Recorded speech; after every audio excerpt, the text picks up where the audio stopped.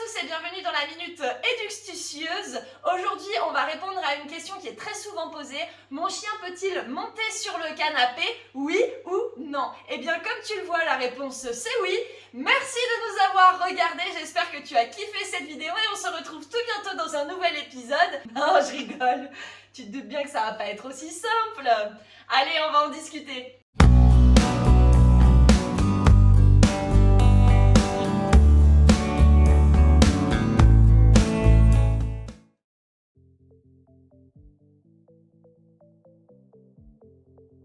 La réponse à cette question, eh bien, il n'y en a pas vraiment, tout dépend. Cela peut être oui et cela peut être non. Eh bien, on va voir pourquoi oui et pourquoi non et dans quel cas.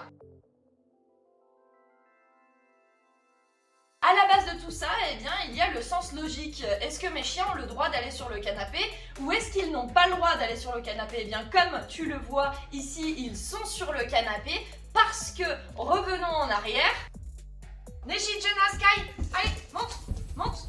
Neji, monte. Très bien, assis.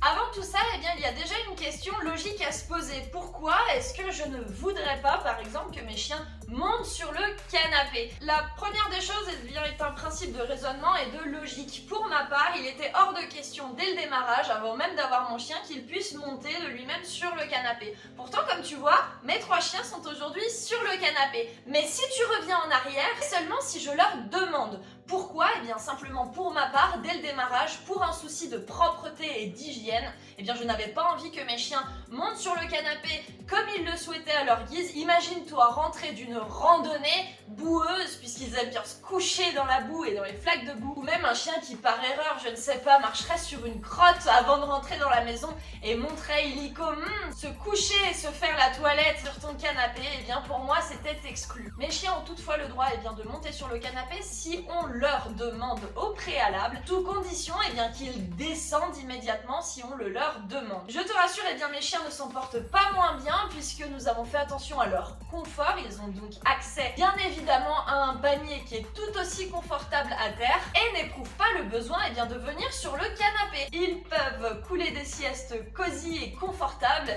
et sache que pour ce qui est de mon chien Neji, il a absolument horreur de dormir sur les paniers. La plupart du temps, avec son poil, eh bien, il va aller dormir devant les fenêtres au frais. La deuxième chose pour laquelle, eh bien, nous avons ménagé cette organisation, eh bien, c'est pour le bon équilibre de vie. Imagine-toi que j'autorise l'accès à un canapé pour un chien, je suis censée l'autoriser techniquement pour les 2 autres. Chez nous, il n'y a pas de jaloux à ce niveau. Ne sous-estime pas, lorsque tu accueilles un chiot, eh bien, la puissance de l'apprentissage du mimétisme. Tu peux bien entendu, en certains cas et sur d'autres choses, eh bien, appuyer l'autorité d'un ou de plusieurs de tes chiens vis-à-vis des autres, si cela peut être utile, puisqu'au démarrage, eh bien, Neji est relativement bien éduqué et j'avais envie qu'il m'assiste dans l'éducation de mes autres chiots. Il a donc pendant cette période, eh bien, été nourri en premier et avait d'autres privilèges qui me permettaient, eh bien, de le remercier de m'assister dans certains cas. L'assistance de Neji était donc secondaire puisqu'il s'agit de l'apprentissage par mimétisme dont nous parlerons dans une prochaine vidéo. Et c'est par cet apprentissage-ci que dans certains cas, nous ne te conseillons pas d'adopter un second chien si tu as déjà des problèmes avec ton premier d'ordre d'éducation et de comportement. En ce qui nous concerne, eh bien, même règle pour tout le monde au niveau du canapé, personne n'a le droit d'y monter seul. C'est notre cas pour les raisons logiques que je t'ai expliquées, donc la propreté, et j'avais envie de maintenir, eh bien, un certain équilibre puisque lorsque tu connais les chiens, tu sais que cela, dans certains cas, peut être perçu comme une liberté supplémentaire. Partant de cela, eh bien, avec des chiens dits primitifs, les samoyèdes, le husky, dont généralement les races ont été modifiées eh bien, très peu au niveau génétique. Ce sont des chiens eh bien, qui, d'ordre génétique, peuvent apporter dans certains cas eh bien, un peu plus d'importance sur ce type de code. Ainsi, pas besoin d'entrer en conflit dès le démarrage, tout était plutôt clair. Alors oui, ton chien peut tout à fait monter sur le lit ou le canapé, mais je te conseille d'inverser la tendance. C'est-à-dire de lui apprendre à monter sur le canapé ou le lit si tu l'y invites, et non pas qu'il s'y invite lui-même. Car c'est à partir d'ici, de cette liberté que le chien prend lui-même, que tu pourras en certains cas avoir des troubles du comportement dont nous allons parler juste après. En inversant donc cette tendance avec un chiot ou un chien tout à fait stable, on peut tout à fait lui apprendre à monter et descendre sur le canapé en fonction des envies, des bons vouloirs du maître et des moments qui s'y prêtent. N'oublie pas qu'il y a un temps pour tout. Donc en ce cas, si tu comprends bien, c'est donc le maître qui contrôle l'accès ou non et pas le chien. En dehors de l'équilibre du contrôle des accès, cela peut être très intéressant si tu rentres d'une longue balade sous la pluie, sous la neige et dans la boue. Pourquoi non s'il monte de lui-même sans autorisation au préalable? Bonjour, bonjour. Pas manger maman, hein. Pas manger maman, ça va, pas manger, pas grogner, pas mordre. Je peux? Oui? Ok, tout va bien. Ouais, oui, ça va, merci. Merci de m'accepter sur votre canapé, merci.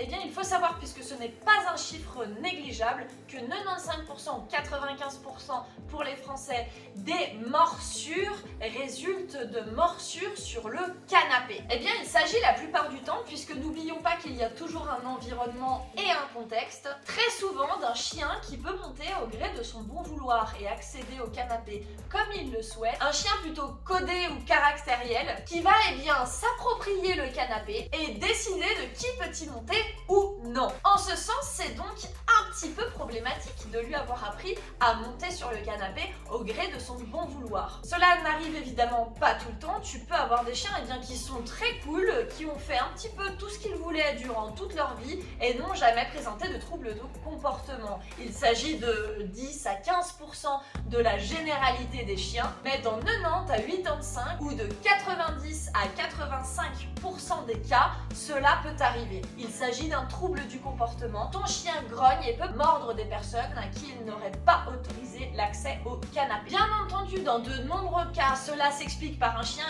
qui a un peu trop de liberté, qui a un petit peu trop pris la confiance.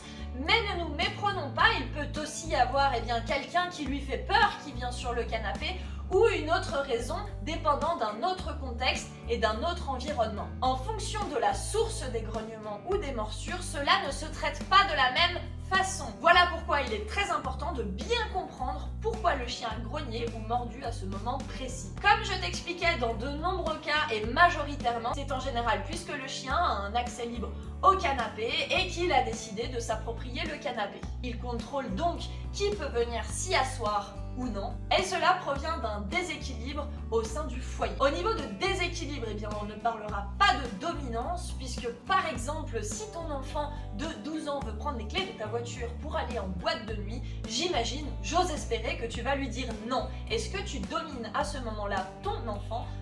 Non, tu as installé un ordre hiérarchique pour son bien-être et pour sa sécurité. En adoptant un chien, tu deviens son parent, son maître, le mot que tu souhaites, et tu t'engages à assurer son bon développement, sa sécurité et la sécurité d'autrui. Contrairement à un enfant qui arrivera à un certain âge, à 18 ans, où il pourra s'émanciper, ton chien sera toujours sous ta propre responsabilité. Ne néglige donc pas cette responsabilité. Ton chien peut tout à fait, dans certains cas, ne pas te grogner et ne pas te mordre, puisqu'il respecte cette hiérarchie mise en place avec toi, mais ne pas respecter, par exemple, quelqu'un d'autre qui viendrait s'asseoir sur le canapé. À ce moment-là, tu es la seule et l'unique personne, le ou la référente, qui devra remettre tout cela en ordre. Comme expliqué précédemment, je t'encourage à aller donc voir une ou un éducateur canin comportementaliste compétent qui pourra analyser la situation en la voyant ou en te posant des questions spécifiques, puisque ne l'oublie pas, un chien qui grogne ou mord sur un canapé ne vient pas exclusivement du fait qu'il puisse monter et descendre librement. En général, si l'on creuse un petit peu plus, on trouvera de nombreuses choses à corriger et remettre en place pour pouvoir retrouver un équilibre juste au sein du foyer. Mon conseil est donc le suivant, commence par faire les choses bien. Tu peux avoir ton chien sur le canapé, mais pourquoi se priver du contrôle de pouvoir l'y inviter pour un câlin ou l'y interdire quand tu as du monde, par exemple à la maison, des enfants qui ont peur du chien ou que tu rentres d'une balade très boueuse. Cette vidéo est maintenant terminée, on espère que tu as compris et appris quelque chose. N'hésite pas à liker, commenter ou partager avec tes amis qui ont un chien peut-être qui grogne sur le canapé. Et on se retrouve tout bientôt dans un nouvel épisode de la Minute Éductitieuse pour traiter un autre thème du domaine de l'éducation et du comportement. À bientôt!